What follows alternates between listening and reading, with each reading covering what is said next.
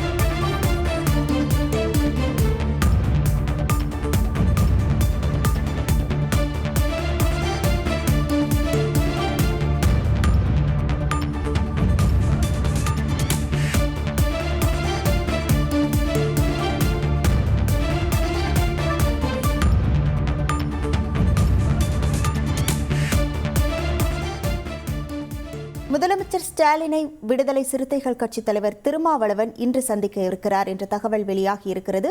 தலைமை செயலகத்தில் இன்று காலை 9 மணிக்கு இந்த சந்திப்பானது நடைபெற இருக்கிறது என்று தகவல் வெளியாகி இருக்கிறது. முழு விவரங்களோடு இணைகிறார் நமது செய்தியாளர் ரமேஷ். வணக்கம் ரமேஷ். இந்த திடீர் சந்திப்புக்கான காரணமாக என்ன சொல்லப்படுகிறது? முழு விவரங்கள்.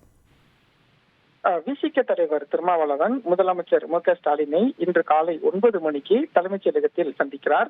இந்த சந்திப்பு அரசு சார்ந்த ஒரு சந்திப்பாக, நிர்வாகம் சார்ந்த ஒரு சந்திப்பாகவே சொல்லப்படுகிறது. காரணம், இந்த செஞ்சல் புயல் நிவாரணம் நிதியாக விசிக சட்டமன்ற உறுப்பினர்கள் தலா 1 மாத சம்பளத்தையும், விசிகவின் நாடாளுமன்ற உறுப்பினர்கள் தலா 2 மாத சம்பளத்தையும் நிவாரண நிதியாக முதலமைச்சரிடம் வழங்குவார்கள் என்று விசிக தலைவர் திருமாவளவன் அறிவித்திருந்தார்.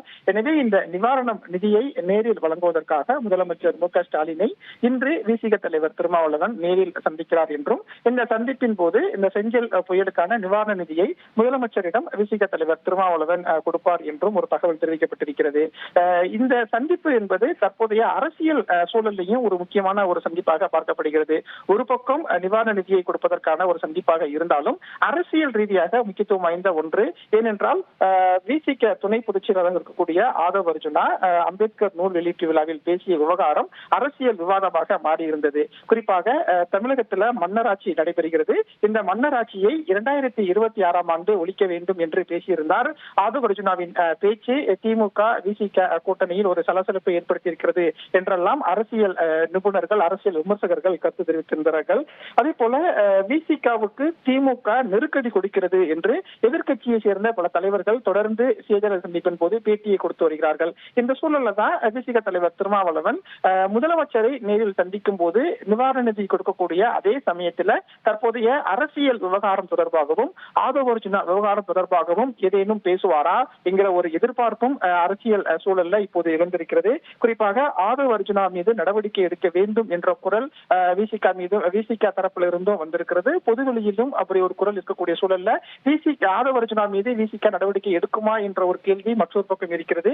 இந்த சூழல்ல தற்போதைய இந்த அரசியல் நிலவரத்துல விசிக தலைவர் திருமாவளவன் முதலமைச்சரை தலைமைச் செயலகத்தில் நேரில் சந்திப்பதும் ஒரு முக்கியத்துவம் வாய்ந்த ஒன்றாகவே பார்க்க வேண்டியிருக்கிறது. முழு விவரங்களுக்கு நன்றி ரமேஷ்.